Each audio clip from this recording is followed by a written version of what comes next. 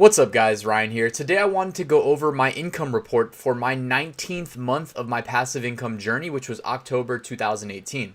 So October is when you really start ramping up for the fourth quarter, and it's when, if you're doing, FBA and you have some seasonal spiking SKUs that you're selling, or print on demand in general, print on demand just starts to spike pretty heavily in, early November, but October you still see a little bit of a pickup. So it's an exciting time to be selling.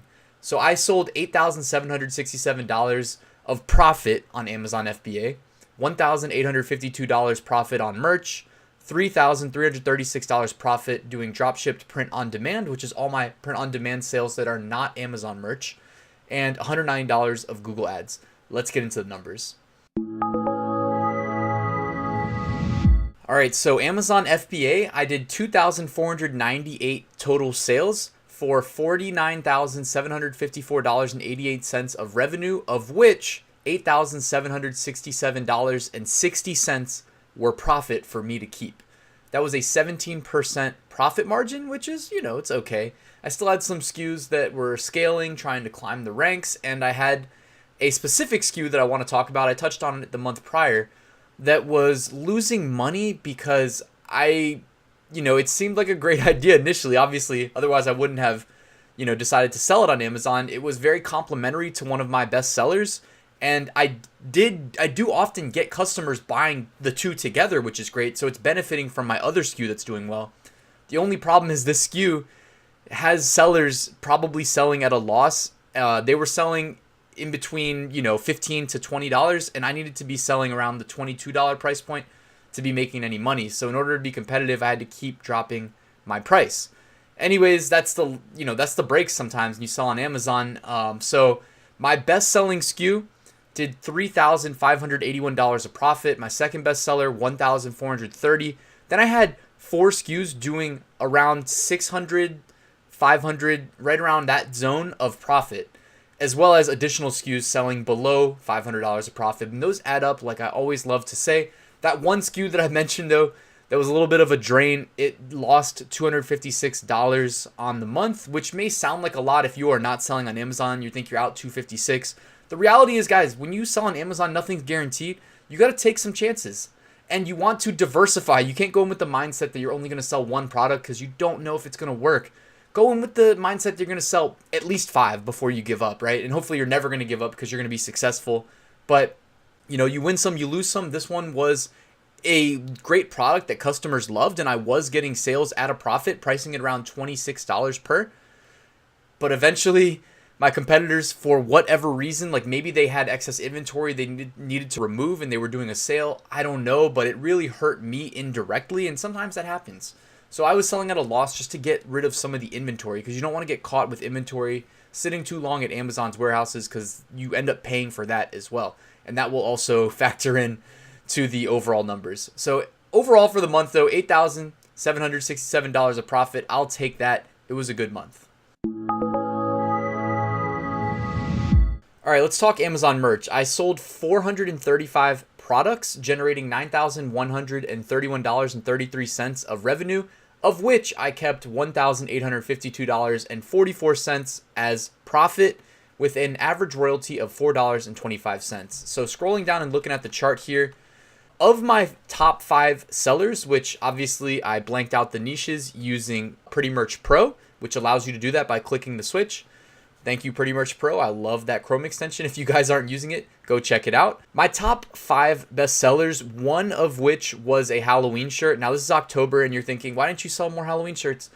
Personally, I'm just not as much a fan of chasing trends like that because it's so easy to get drowned out in the sea of people chasing the obvious low-hanging fruit trends, and you're really at the mercy of the algorithms, and they're choosing whether or not to promote your shirts versus somebody else's. Now, I should mention that 1 year ago on my second merch account, which is my mom's merch account, I basically, while she was in the 10 tier, gave her a couple shirt designs. One of them was Halloween related. It took off. It sold over 100, and she instantly was eligible for the 500 tier while being in the 10 tier. So, I mean, that's everybody's dream pretty much. And again, it's like we're at the mercy of the algorithm. I don't want to take too much credit for it.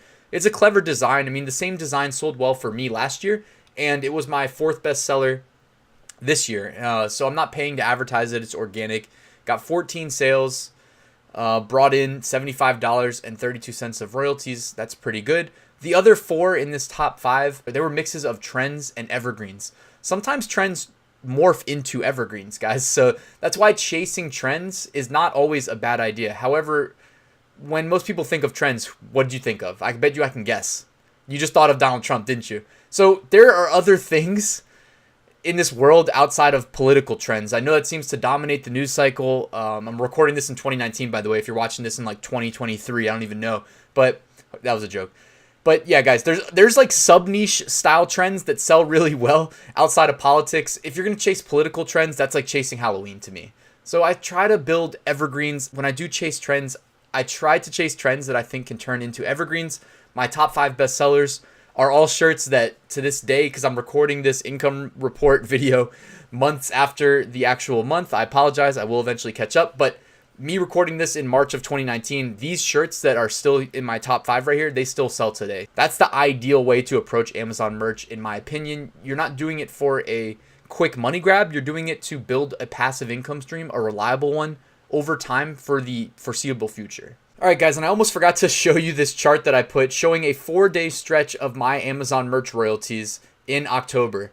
So, by the way, this is on my official income report on the blog. Check out the link in the description. There's a lot more value there. But on October 9th, I made $23 in royalties. On October 10th, inexplicably, I made $111 in royalties. Basically 5x. October 11th, $115 in royalties. Whoa, back-to-back good days after making $23. October 12th, $38. It's really hard to predict, and it's kind of inexplicable. If you go to the Amazon merch subreddit, which shout out to anybody that's watching this from there, because it's a pretty toxic place, pretty funny, or the Amazon merch Facebook groups, everybody seems to theorize about why Amazon merch sales have such ebbs and flows, such highs and lows. And when you see a string of 4 days back to back to back to back like this, that are so wildly low, high, high, low, it's just weird. I don't know what to say, but I figured I'd share that with you. Dropshipped print on demand, I did 443 sales, which if you've been paying attention, that is slightly more sales than I did on Amazon merch. So for those of you doing print on demand, thinking Amazon merch is the one-stop shop, please remember that there are people out there that when they want to buy a t-shirt, they don't think of going to Amazon. They think of going to Etsy, or maybe they go to Google, and the top of search results a lot of times are Google shopping links to Redbubble. So you want to diversify where you sell your stuff. That is why I have a separate section for dropshipped print on demand. It took me longer than it should have to realize that you could make more money by diversifying, but now I am looking back and happy that I eventually came to that realization, guys, because like I always like to say, online real estate is cheap. You need to occupy as much of it as you can if you're trying to sell stuff. Real life real estate's expensive, obviously, so take advantage of the fact that online real estate, while it is very valuable, is much cheaper. So 443 sales, generating $3,336.65 of profit. I did 195 sales on Amazon, 30 on eBay, 175 on Etsy, and 43 on Redbubble. The big story of the month for me for dropship print on demand was that I was selling a wildly popular sticker that I was fulfilling through a private listing on Redbubble and selling on Etsy and eBay. I probably should have listed it on Amazon too because of how popular it was, but you also are running a risk if you dropship to Amazon customers, so I just played it safe. I sold 30 of these stickers on the month, and I was going to continue to sell them for the foreseeable future, but I was selling them for $11.99 plus $4.99 shipping. And then the fees broke down such that I would pay 82 cents to PayPal on a PayPal fee, $1.80 as an eBay fee. If it was Etsy, I'd pay 90 cents. And then $8.05 to Redbubble. And if you guys use the Honey app, by the way, you can cut down that price even lower because Honey will basically cycle through 10 to 15 promo codes at the click of a button to save you even more money on Redbubble. As you can see there, I sold about 100 of them on the month. These stickers, one sticker was making me this much money. Made about $750 of profit off of drop shipping stickers, fulfilling them through Redbubble. Again, guys, just pay attention to trends. Like I said, I have a TV that I keep above my computer monitors. It's right up here. You see where I'm looking? It's right there. So I can just I can just mute it and glance at it and see a celebrity wearing something or a sticker, and I just get to work. When I see something that I think might sell, well, I'll go over to the USPTO database first thing, make sure it's not trademarked. If you are ignoring that step, you're not going to last long doing print on demand. Always check if things are trademarked to protect yourself and protect your account. If it's not, get to work, start selling. So between Printful, Printify, Redbubble, Amazon merch, you've got so much at your disposal, and Gearbubble too if it's jewelry. You can sell anything and you can get it online for sale so quickly. And that's what dropship print on demand is all about. And as you can see, I mean, I was reaping the benefit of my ability to be agile and flexible and quick, and it resulted in $3,300 of profit. All right, guys, let's bring it home. So on the month, I did $8,767 of FBA profits, $1,852 of Amazon merch profits, $3,336 of dropship print on demand profits, plus an extra $190 of Google AdSense profits from my old websites. Altogether, this equated to $14,146.89 of passive income profits. As a reminder, I also work a 9-to-5 day job. I also teach 3 college level courses per semester. I find time to go to the gym every day. I'm close with my family. I have a girlfriend, etc. This is what passive income is all about. It's that you can live your life and make money on the side based on work you did previously. This is the benefits. You're seeing it right here in front of you in this pie chart. And if you're willing to put in the work, I would love to help you get your business off the ground. So check out my Facebook group, my mailing list, subscribe to me on YouTube.